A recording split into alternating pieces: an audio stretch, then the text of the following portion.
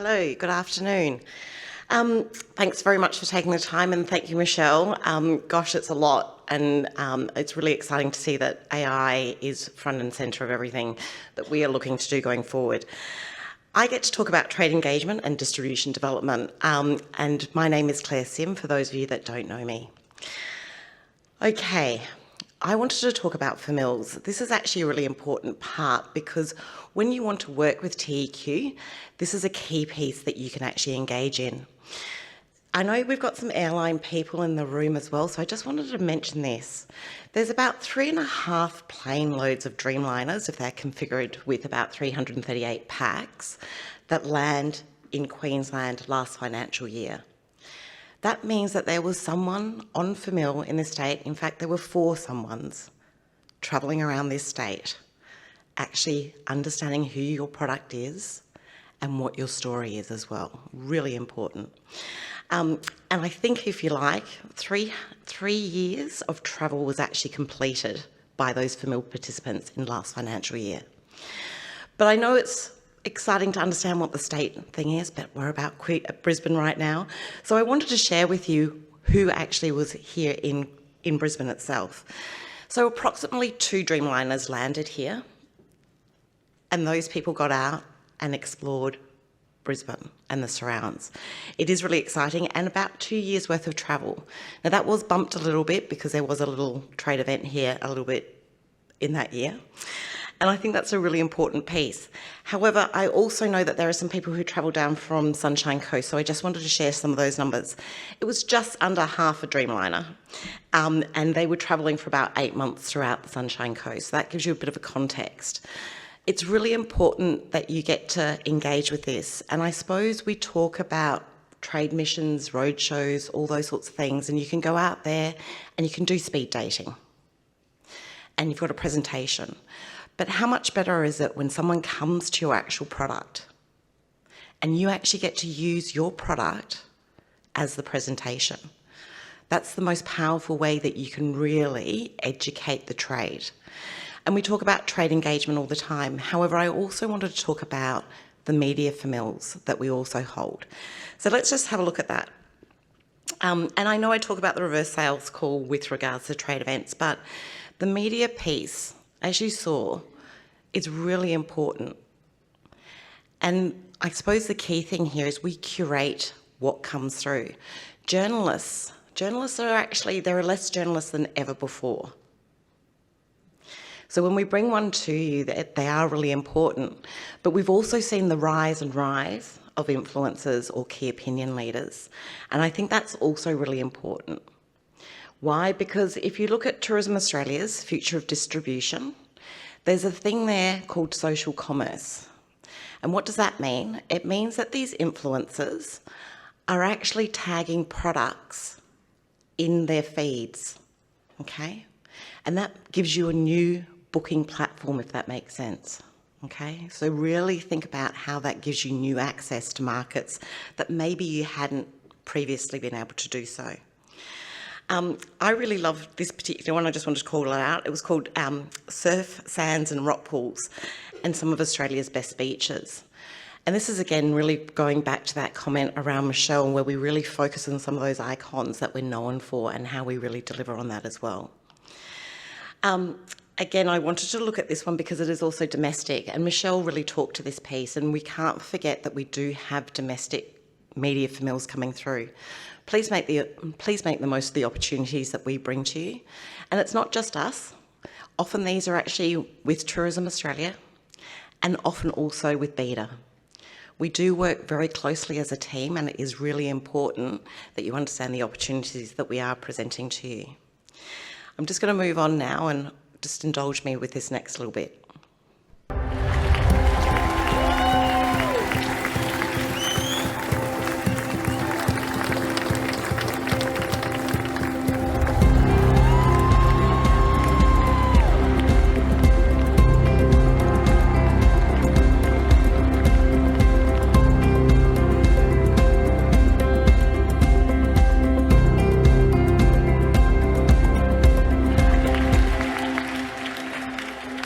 Wow.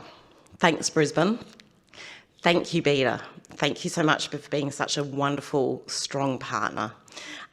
We really wowed, I think, the industry. And when I talk about the industry, I'm talking globally.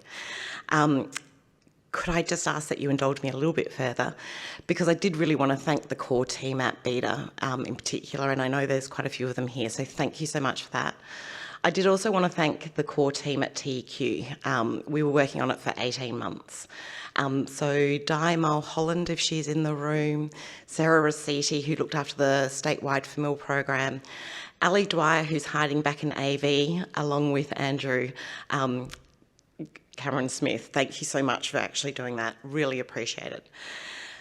What it really is exciting though is when you hear now the former Managing Director of Tourism Australia say that Brisbane really brought it and has raised the benchmark for ATEs. So you talk about 45 years of an event and the numbers are great, but we did new things. We did new benchmark activities. Obviously you just saw a little bit of that. But I think for us it was really important because we know investment into these shows is a lot, and we know that your margins are slight. So for us it was really important that we really made an impact. You can see TA's KPIs on the screen, and you can see that we totally smashed them. So thank you for everyone that came and brought that Queensland spirit. It really made a difference. We looked at also though too, and it was one of the key things that Beta really highlighted. They wanted every delegate to feel like they could be an advocate. So when we were having our great Queensland showcase, we actually created a different event for all the other states, and we brought in a great partner, and then we brought back the Qantas Club. So it was a really great way of working in partnership and delivering, and we know that that satisfaction rating from the sellers was partly driven by that as well. It was the Queensland Showcase, so whilst we got to have that most amazing view, we actually sourced product, drinks, food, entertainment from across the state. So we really made sure that Queensland showed up. But we did, of course, have just the most amazing venue to start with. If you follow Wara, the Brisbane River, out to the port, you will find a string of beautiful islands. But they weren't always there. The whale Niaju lies at the end of the Brisbane River, and you can still see his shape in the landscape near the port of Brisbane to this day. And that's a wrap on 80 to 25, but thank you so much. I really do appreciate it. And of course, this is annual, so 80, 26, it's coming and it's coming fast. Good luck, South Australia. But anyway, 80, 26 is 10 to 14 May. Look, there will be no media program preceding it. Just for those of you in the room that sometimes do attend that piece, it has been delinked. So it's actually occurring in March. At the moment, our delegation is slightly smaller, and usually that happens when we're not hosting. That said, we're still bringing it. So 160 organisations from across Queensland are attending. There's 180 delegates, but actually that number keeps rising, I should say. And just note that additional delegate cutoff is in April, so just be aware of it. And for those of you that do attend, please make sure you're there for our Queensland Seller Welcome, which will be on Sunday the 10th of May at 5:30. So just put that in your diary. And lastly, please register before you come, because your delegate badge is the way you access our welcome event. Okay, we do have really strong partnerships, and we've talked about Destination 2045 quite a bit.